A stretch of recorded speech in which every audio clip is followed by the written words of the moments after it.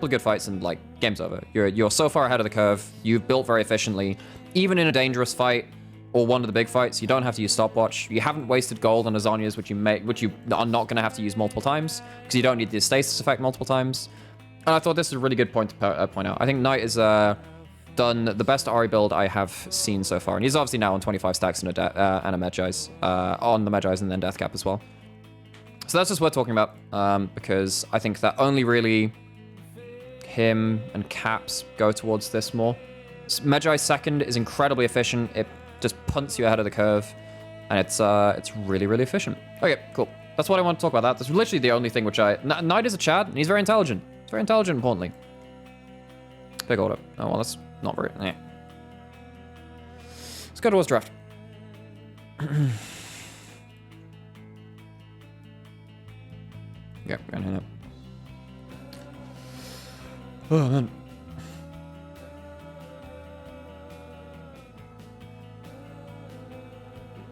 Okay, right.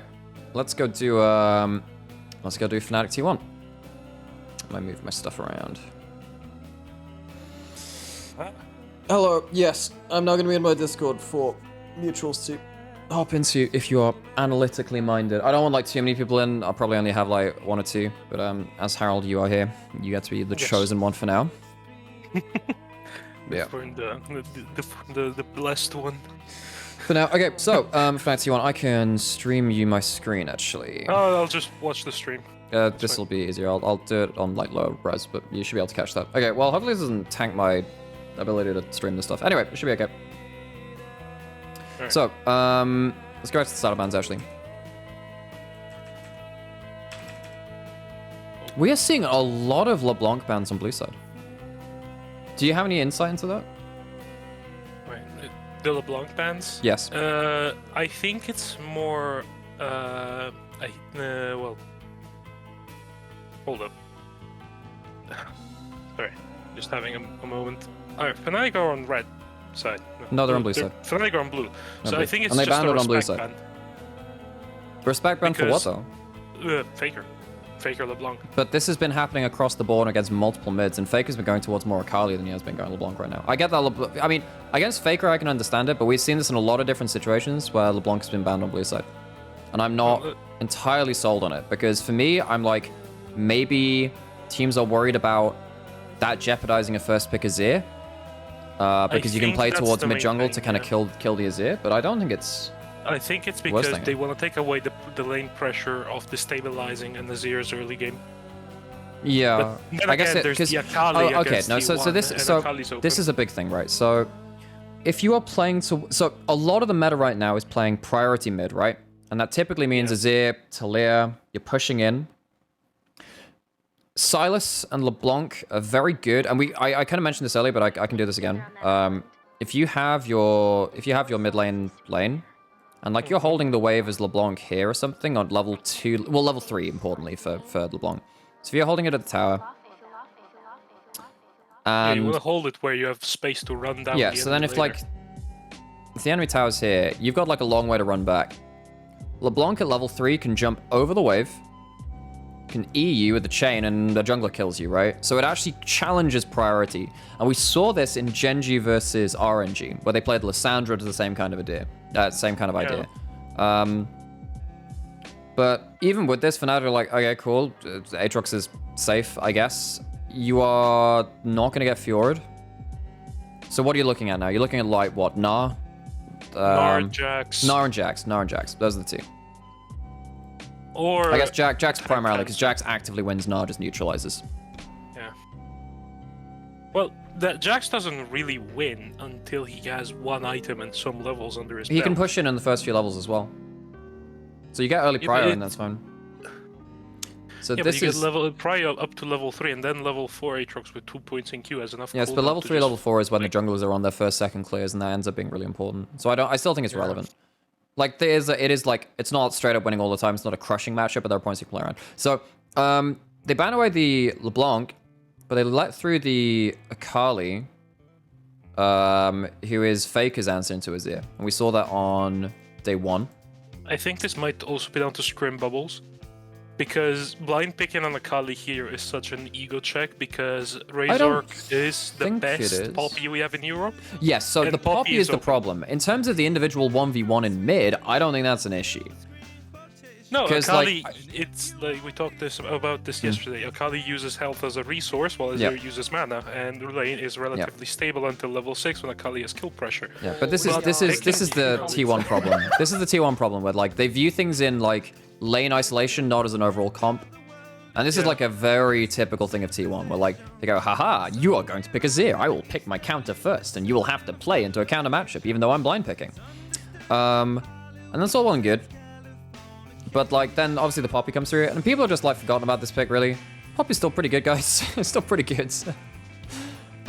Super Mad Attack. Thank you very much for the follow. I appreciate it. So, you got Aphelios locked in as well. Yeah, but this is like, as you said, this is a very, I would want to say Korean way, but it's just T1 and Damwon that play like this, that draft like this, that pick just for lane. I think that Damwon in that last game didn't pick for lane. I think that they still had an overall coherent comp. I think that, yes, you can say it's more of a Korean thing where they view draft like that, but I think T1 are like still out and out unique in terms of how they do that. But right, let's just keep the Damwon game behind one last thing. It's going back to that Renekton point. Yeah. The Renekton had no. Oh yeah, okay. The Renekton I agree with. sense. The Renekton I agree with. Yes. The rest of the map I can see, but yes, I agree with that. Yeah. Hecarim Trundle ban. I don't care for the Hecarim ban actually. What do you think of the Hecarim ban? I do think Hecarim. The thing is, Hecarim is an old school counterpick into Graves, and it can fuck up Poppy a little bit. I don't think Hecarim's that great in a Poppy. It's alright. Because if the Hecarim can like power farm his first clear, get level 4. Well, let's put it like this: Hecarim can finish his full clear, get 24 CS level 4 at 3 minutes 12 seconds. So he can show up to Scuttle Crab level 4 with 2 points in Q. Right. Poppy can't do that. So I think here Fnatic are scared of like owner's gonna power farm, he's gonna take early prio in the river because Hecarim's gonna go water walking celerity, so he's gonna have more damage, and he's just gonna take away all our pressure from our jungler, and we're gonna have to only counter gank. So I think that's the point of view with this, but then again there's the Graves open, which kind of nullifies that point by having an extremely strong early skirmisher. Yeah, so there's a point in draft next to saying that you know the top side. I think the problem is like if you're locking in Aphelios here, you can't afford to take away. You can't afford to lose like primary lane partners for Aphelios in second round bans. I don't think. Well, okay. Well, no. What can you pick there? You can do. Typically, you've got Nort, Thresh, Renata. So you do have more than 3 picks. You have more than 2 picks. So you can eat up 2 bans if you really want. I mean, Aphelios Thresh is the most lane dominant currently, so. I do think the Thresh here is better than the Nautilus or the Leona, just because there's already a Poppy shown, and this is carry as like point of view. Poppy W interrupts both Nautilus Q and Leona E. Yeah, but I think you just Renata, right? Thresh, I don't. Because you also because Poppy W denies the Lantern as well. It does. That is true, but I don't know. It just felt like going back to the point T1. We're just thinking lane, or like we're gonna skill check you in lane so hard, and you're just basically gonna crumble under that. So this is a point which I made when I was watching in the watch party. So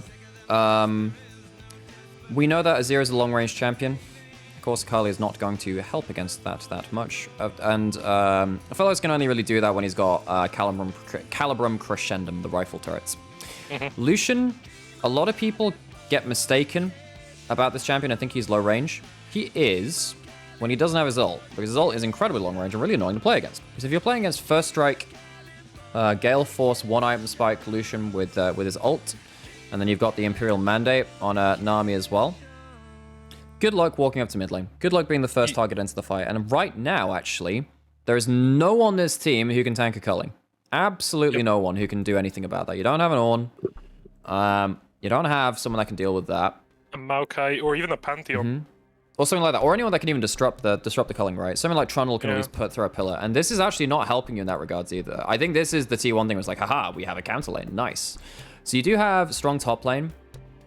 You picked this knowing that Azir was likely, so you thought you were going to get a counter there. This is... the thing about a Aphelios Thresh is that you can just leave it in a 2v2. Something like a Caitlyn lane or a Kalista lane, they are 3v3s because they call junglers bot lane. You don't really need that as a Aphelios Thresh. They're very good at just surviving on their own and just like thriving in a 2v2 scenario. Yeah. But this is very much picking towards... 2v2 this is pushing towards like all self-sufficient lanes from T1. Okay. It's going back to the point, like this felt like RNG's 2018. They're calling down the jungler, they're calling down the mid laner. They want to get all of their resources into their AD carry. They want to take down that tier 1 turret, move their bot lane mid, and create map pressure. So while I agree typically you want to be counter picking on red side, power picking on 1-2 can also be pretty good, and picking a full bot lane on 1-2 can typically be very good, especially when you can remove like archetypal bot lanes, which can kind of deal with you. But obviously giving over the Lucian army, I think they just didn't respect the Lucian army coming out. Okay, get back into it. I do think a lot of people think that Lucian Nami is just dead. I don't think it's dead. I think it's not the best thing ever, but it's not dead. Yeah. But, like, I think in this game, like, it makes sense. In this game, it makes sense because, like, no one survives a culling thrown at them. So 1-item spike for Fnatic is really, really high from that bot lane. And that stops T1 going from a lot of their, like, posturing fights. You have to be very decisive from T1 to shut down the Lucian. And a past 1 item is very, very high risk to do that. I need to check how long Gale Force's dash range is. Well, it's like a Lucian, not that Lucian-y. Slightly longer, actually, I think. Oh, it's a 425 range max. It's not too bad. And Lucian E.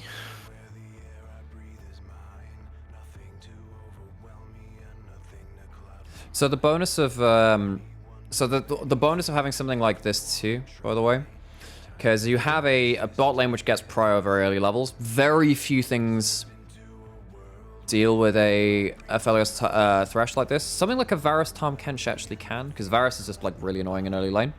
His basic abilities, because you with the E start, you can't really walk up and do much against him. Yeah. It's like around Also, level 2 for Aphelios Thresh is really, really strong. Yeah. And also remember that Thresh got buffed quite heavily. Teal, I'm going with style like EG and Fnatic. And Fnatic called the bluff. I don't know if Fnatic called a bluff. I think just T1 just drafted badly. Okay. Gets the red buff steal. An owner can only do this because he has this bot lane winning right now. Because they hit level 2 and they take a heavy trade. They see the enemy jungler. They get to play like this. Mid lane is not in a position to respond at this point. This is the overstep though, because if you had Gimusi up here and carry it up here, you got flash at least from Aphelios to get to like, I don't know, here or something, turn around onto one of these two.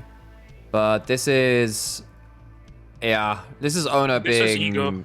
Ego check, basically. A little bit. It's also really well punished by... I think it's like, if Gumiusi walks up though, I mean, he's only got Fleet, he doesn't have Conquer or anything. But I still feel like level 2 Aphelios is still really, really strong to play against. Especially if he has Red Gun in early skirmishes, it's a lot of damage. Yeah, Severum gives you a lot of staying power. So for me, that's just overstep from Ona, and also really well played from Razork just to go like, okay, let's see if we can catch him out. Yeah. It's very decisive from them. But they punished the fact that T1 did not really space well between jungle bot lane. I was making a few calculations, Oh, yeah. and Lucian at his first item spike can gap close about 1,500 units. That's like a Nidalee spear, almost. Yes. Jesus, man. Oh no, that's like 2,000 range, 2,005 or something like that. But like oh no, it is actually whoa. I actually didn't quite realize that. Because he has the speed from Nanami. From Nami, he has yeah. the 425 range dash on E, Gale Force. 425 range on dash on Gale Force, 500 auto attack range plus movement speed Ooh, from W. This is and really covering. nasty now. So while you do have very strong level 2 from this bot lane, level 3, whatever, you now have a Dirk on Lucian. He has no obligation to upgrade that early, by the way. You just sit on it. Early lethality is really, really nasty. So now you're actually likely going to have priority bot side. Azir obviously pushes in, and because Ona doesn't have flash, you can't flash W into mid lane, and Razork has Hex Flash. So when you're trading flash against a Poppy, Poppy wins because you get a Hex Flash, and Poppy's really happy to flash over a wall, get to another play. So that's fine. And then top lane is like, this is chill. This is because now you've got to the point where Jax isn't pushing in. You've got to that point you were talking about where actually Aatrox has a couple of points in Q, can actually start pushing back, gets priority back. And Viego has used like their first gank and their flash to no avail. So at this point, Fnatic are really, really happy with how they're doing. Really, really happy. Well, I also think Wunder is a phenomenal Aatrox player. Yeah. One of the region's best. Man, 2018 Wunder on Aatrox was such a threat. Yeah.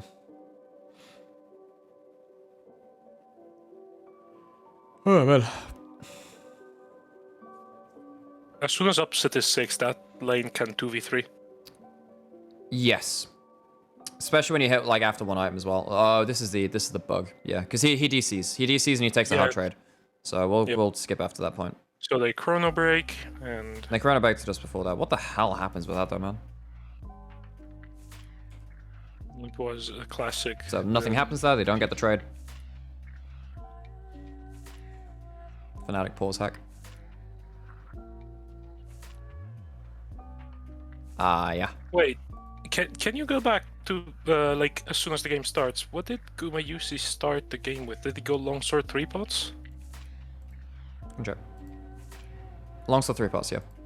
Okay, I don't think that's good anymore after the durability patch, especially into a Lucian Nami lane.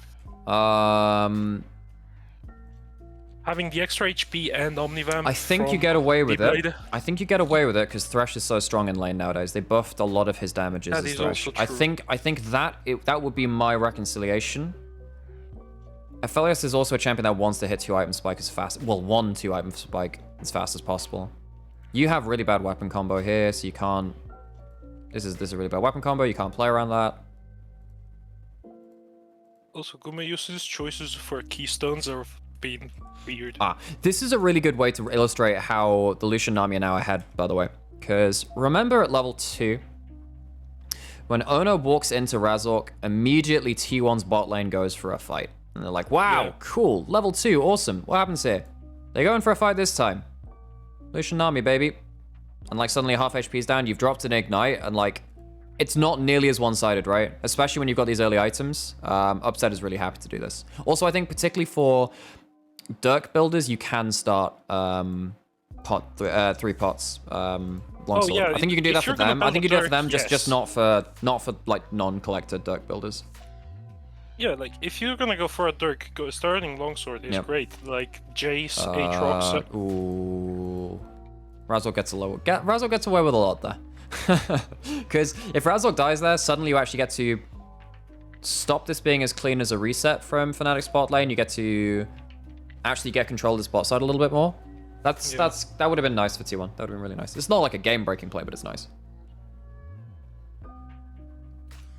And then there's Humanoid doing Humanoid things in the mid lane. Yep, Humanoid left alone in a matchup, which Azir can get pseudo-countered in, but it's not like, yeah, you're not exactly in a bad spot.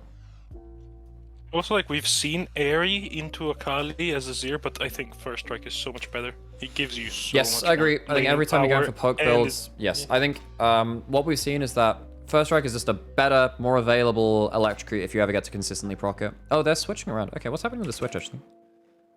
Ooh, hang on. What? Herald. Hang on a second. Herald's This coming might up. be. This might. Ah, yeah. This is. So this is something that Thresh can do very well. I'm sure when you're playing in solo queue, if your Thresh is nice, you'll get this.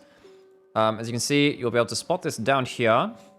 Thresh gets the Lantern, Aphelios, close to lane. It saves you like 3 or 4 seconds or so, or like 2 or 3.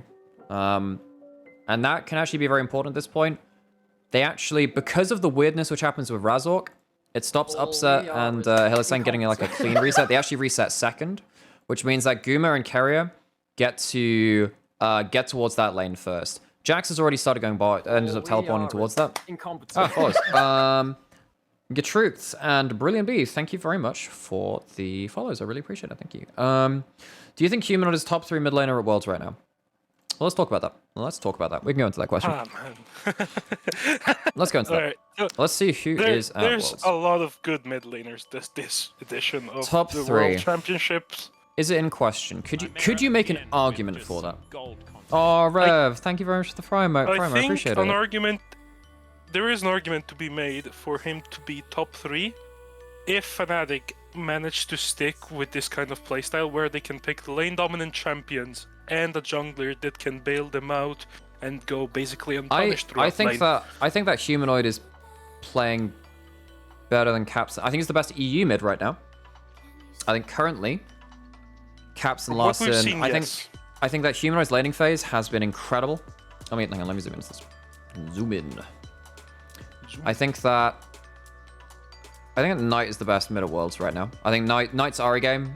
I just love his mindset. He's an incredibly good mid laner. I think that Knight is up there. So you've got. My tier list right now is. So let's just list out who's in contention. You got Knight. Well, You got Yagao. Knight, Yagao, Showmaker, Scout.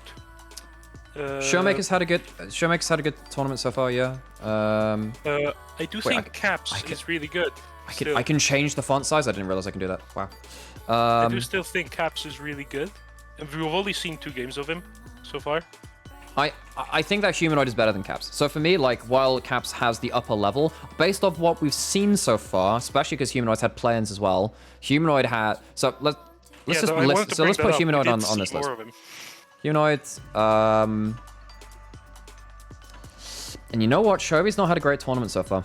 No, I He's wouldn't been. put I know. I Chovy think in the that's top more of a 5 so team far. issue. I don't think he's been very well connected with Peanut and how the rest of the team is playing early game.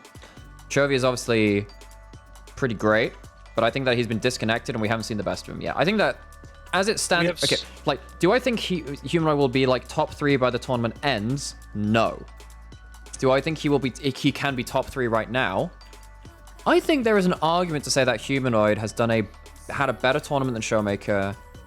So, Showmaker's had a pretty good tournament. Look, it's not like Showmaker's had a bad tournament. I think that Humanoid has just had an incredibly good tournament.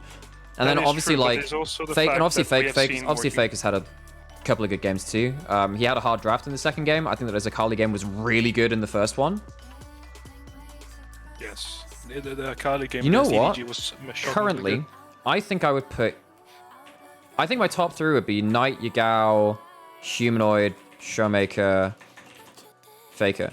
I think that's my top 5 right now. And you're just gonna leave Shao out there? Oh, shit. Oh, Yeah. no, sorry. No, he's not top 3. Sorry, he's not. Xiaohu's actually had a really, really good first couple of games. Yeah, no, Xiaohu, I was talking about this yesterday. Yeah, no, that's He's actually... so God damn it. Okay, intelligent sorry. about the early No, game. sorry to poop on the parade. Yep, no, actually, Humanoid is not quite top 3 because Xiaohu exists. I do think. All right, there's a bit of bias. I think that's towards I think Shao that's like my and top 6 right Humanoid. now. There's a bit of bias towards Shao and Humanoid because we have seen more of them. They've played play-ins. Yes. Yeah, and I think whatever. that Xiaohu, I think in terms of what the peak they've showed as well, like Xiaohu playing around Fog of War is just incredible. Oh, he And also, is like, Xiaohu just, like, fantastic. Xiaohu and Wei made like Chovy just so useless in the game that they played. Chovy and But- Peanut didn't get to play the game. I will say, Humanoid has been the best early laning mid laner in the Yes. tournament. He's been very self-sufficient as well. Yeah, he hasn't required ganks, a lot of like pressure support roams. He basically just does it on his own, and that is very, very good. Well, that's a good question, mid laner. but yeah, so I don't think he's a top 3 mid laner at Worlds right now, but he's close. And there is maybe an argument to be made. I will be right back. Wait. and I'm gonna vibe with cyberpunk music.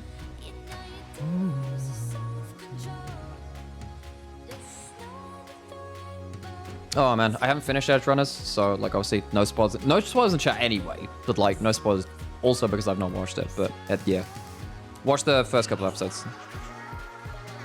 You shouldn't be going for this player as tier 1. This is a bit desperate. I think this is a little bit desperate.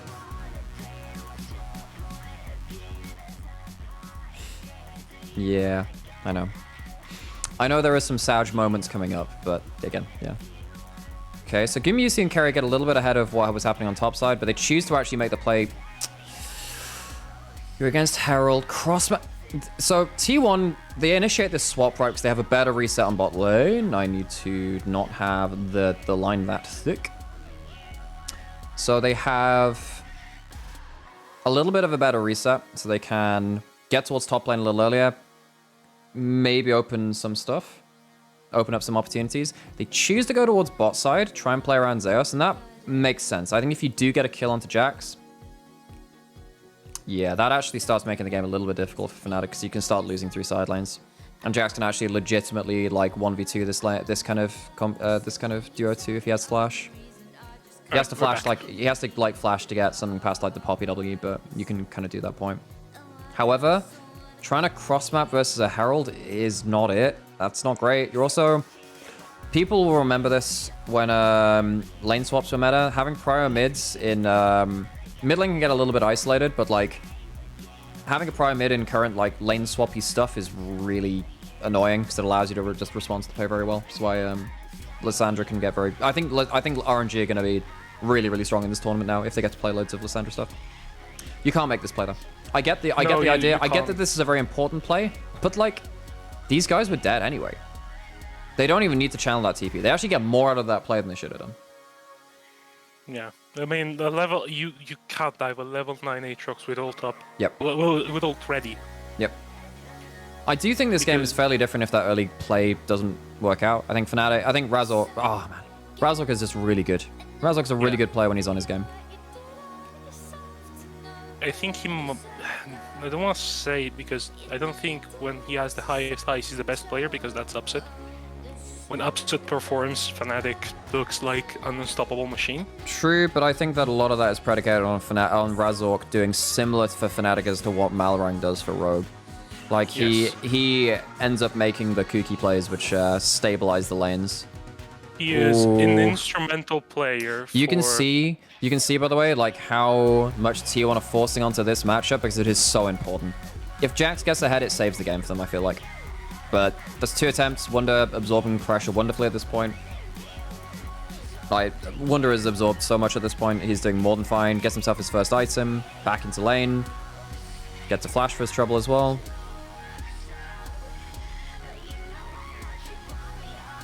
Yeah, at this point, the Fnatic bot lane is far too scary to even contest the push. They are 1 item. They are very scary. Yep. Very scary. They can probably win 2v3 without Razork there. Yes, they can still win. I agree. But this game is now really difficult for 2-1 because Aphelios is not a champion that can really die in lane. You're picking Aphelios for lane dominance. If Aphelios isn't ahead of the curve, now especially Aphelios Thresh. T1 have to stall for Jax 2 items and Aphelios 3 if they want to win this game. Aphelios can play it too, but he's going to be behind the curve at 2 still, so... Like, Lucian is still going to be absolutely one-shotting him. I think you can play at Aphelios 2 item spike. Yeah, you can. Not if you're blowing flash like that. You're like... If Aphelios has BT and IE on top of his Gale Force... Humanoid didn't even need to blow flash that. You could just let Upset Gale Force forward. Yep. Do they get Wonder here? Who do they give it to? Forcing on they don't even get it onto Jax. Oh, that's so sad. They've tried so hard to get Jax any reasonable amount of gold, and he's just... It ain't working. It ain't working, guys. Forcing on the Aatrox while Fnatic can just play. I'm here to offer replay services. Ooh. Are you allowed to do that on stream? You know what, Zero? I I don't know whether... Oh, hang on, what happens here? Oh, this is actually... T1 actually really into this lantern, by the way. You have Flash and ult on Ona. He has 2 ways to cross the wall. So they get the Herald. Nice. No. Ona has Flash. He has ult. He can cross that wall. Zeus doesn't have a ward to even put down. And he doesn't have Flash. Ona kills Humanoid. Ona kills Humanoid. Kills Zeus. Sorry, yes. Kills Zeus. Yep. And does not kill Humanoid. That one. And this could have gone so much worse, actually. This could have gone so much worse. That is so sad. I don't remember if it was this game, but I do think it's this game where Faker E's back in on the Kali on Razor, and Razor just stuns him. Yeah, I actually remember that. That's less in than people think, because I feel like he thought Gyumusi was closer than he was.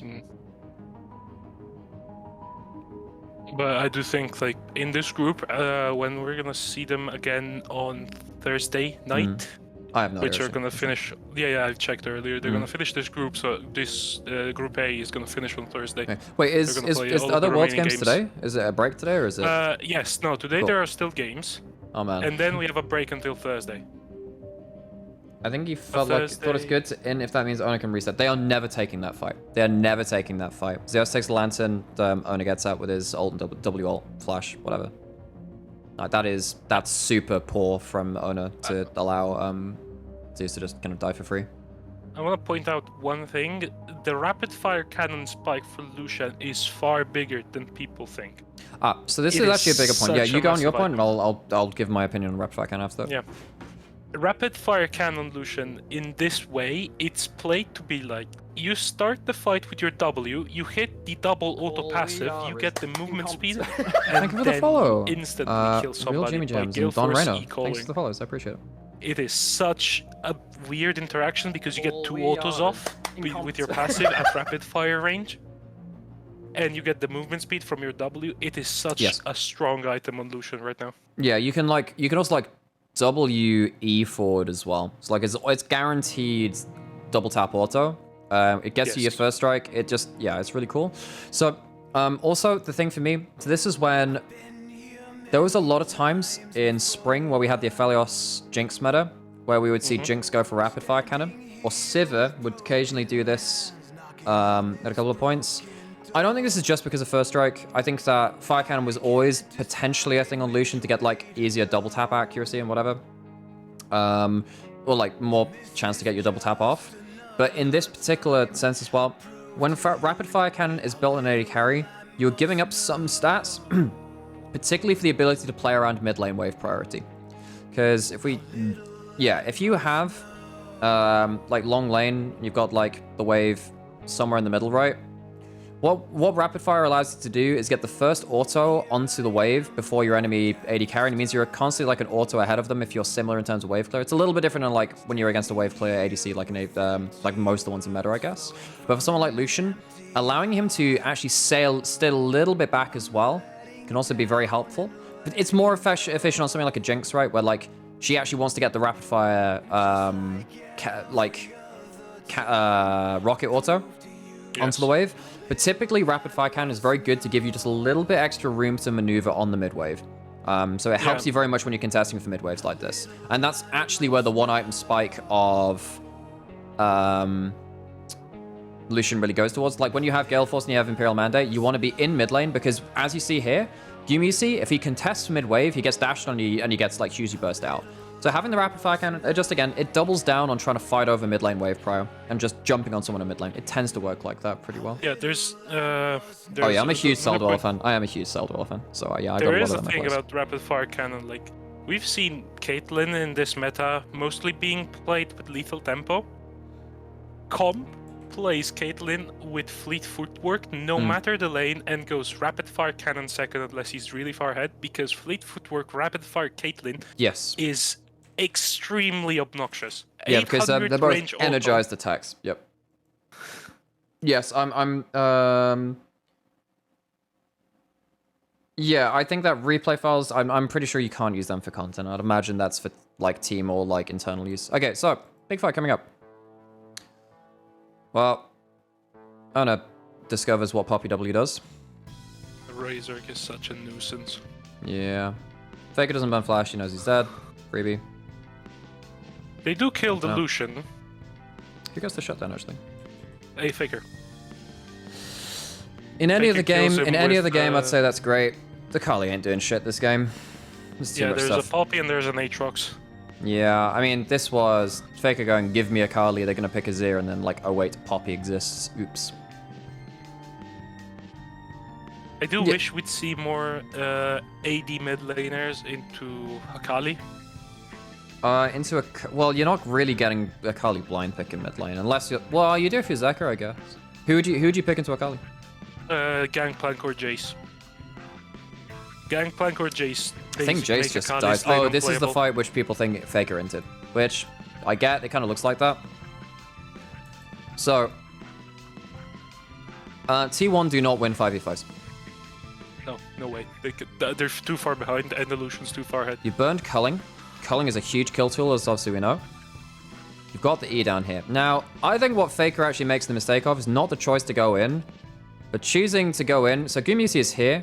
If he is, like, here, maybe if he flashes for... No, he doesn't have Moonlight Vigil. So he waits, he waits, he waits, he waits. Goes in.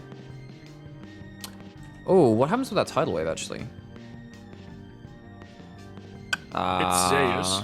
It's But it does force all of T1 to march forward into the collapsing I don't think. top I think. side. I think Zeus taking a step back.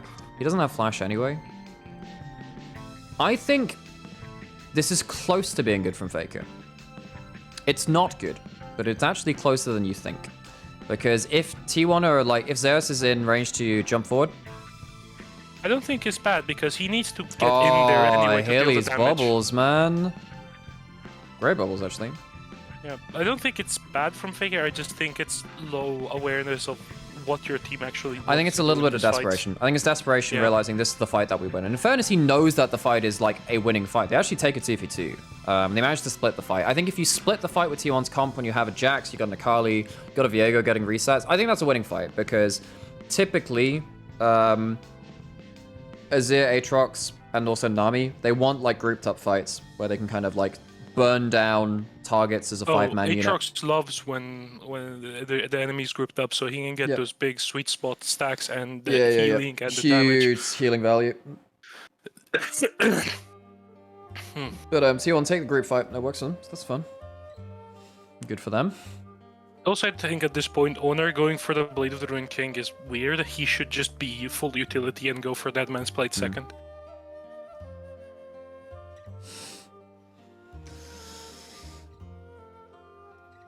Going for Blade is extremely greedy. Hey, what's happening around this? You are still losing priority across the entire map. T1 are not allowed to cross the river very easily. Walking is 5. Yeah, if Fnatic are ever allowed to group, T1 really struggle. Yeah. Really struggle. Azir with Pen does a load of damage to this. They get the Viego out the way, no resets. The thing Faker is just he's just out of the fight. Yeah. Fnatic don't truly have a front line. They have a pseudo front line made up by their abilities and Yeah, so their I was talking about this a little bit earlier in terms of like Talia is a kind of a front line in the same way the barrels are.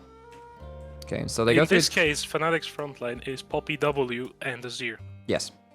And Tidal Wave. Tidal Wave and Aatrox as well. Yeah, I mean, Aatrox is like the one that's closest to it, but like they're very disruptive, right? You're never going to get clean engage. So, Wave separates the team. CC into everything. Faker's popped his ult, so he has to play out the fight in the next 10 seconds. Guma, oh, what is this? Why are you on this weapon combo, Guma? Guma, this is not the weapon combo you should ever have. Guma's Aphelios has not looked good. I didn't So, think for the record, I talked about this good. a little bit. Talked about this a little bit earlier, on like a previous day. But like, you should have Calibrum's Crescendum or well, Infernum. you go Severum Crescendum into Calibrum Crescendum into then. So what you end up using is you use the Severum ammo, use the Crescendum ammo, and then you end up in a brief moment of Calibrum Gravitum. And you use the Calibrum, and that brings you back around to Infernum, Gravitum, And then you use, I believe you use, oh shit, no, I think he's in a really awkward spot. Because you use up, no, you should actually have this combo. You have this. The problem is you never want to fight on, like, this combo or this combo.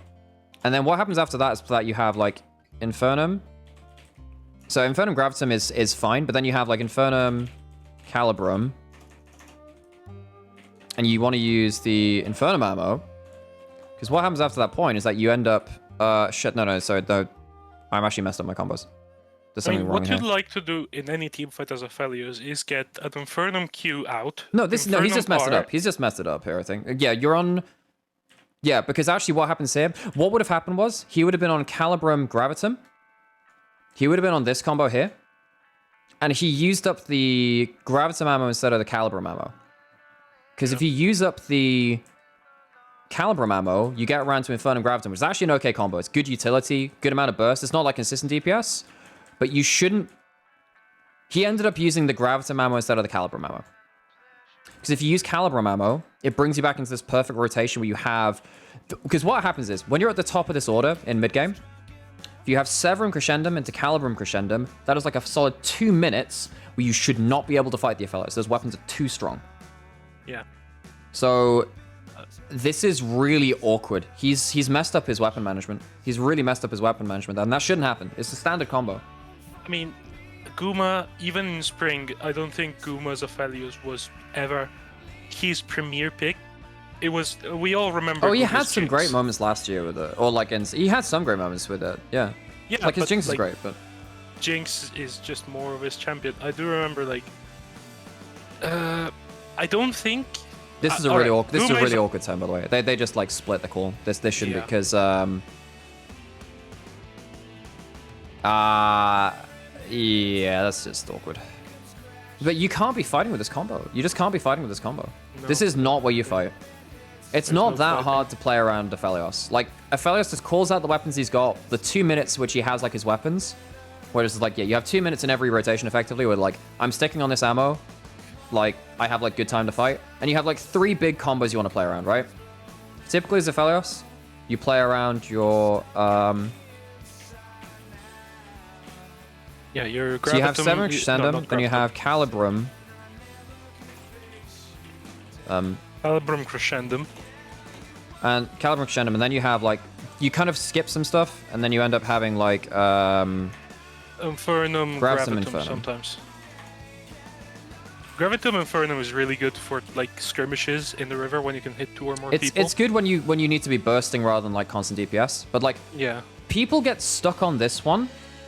On the first one, I think, wow, so much healing. He has so many chakrams. You never have target access to use those chakrams.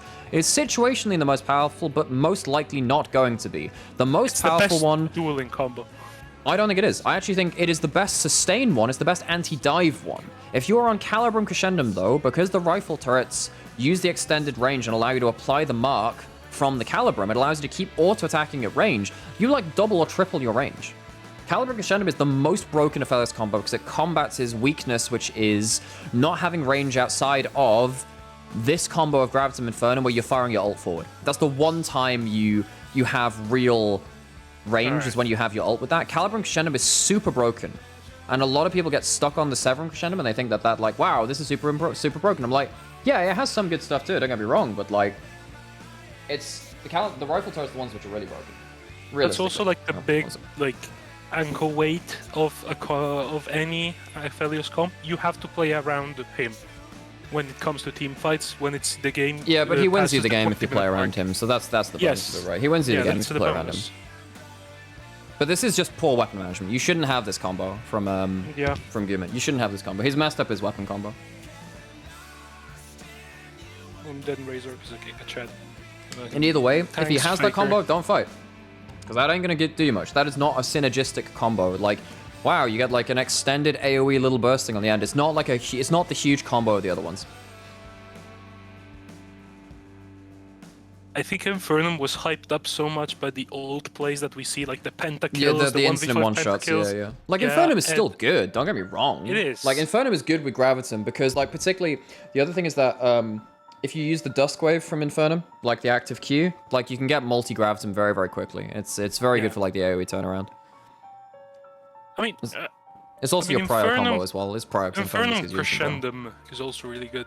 Because if you can, like, Infernum Q a wave, you get so many chakrams, and then you basically can't contest pre-level 6, there is a thing you can do called a 3-weapon switch. Where what you will do is, and I'll type this out again, actually. So what you do is, like, you start off with... So you start off with because on your first kind of rotations you have Infernum Crescendum.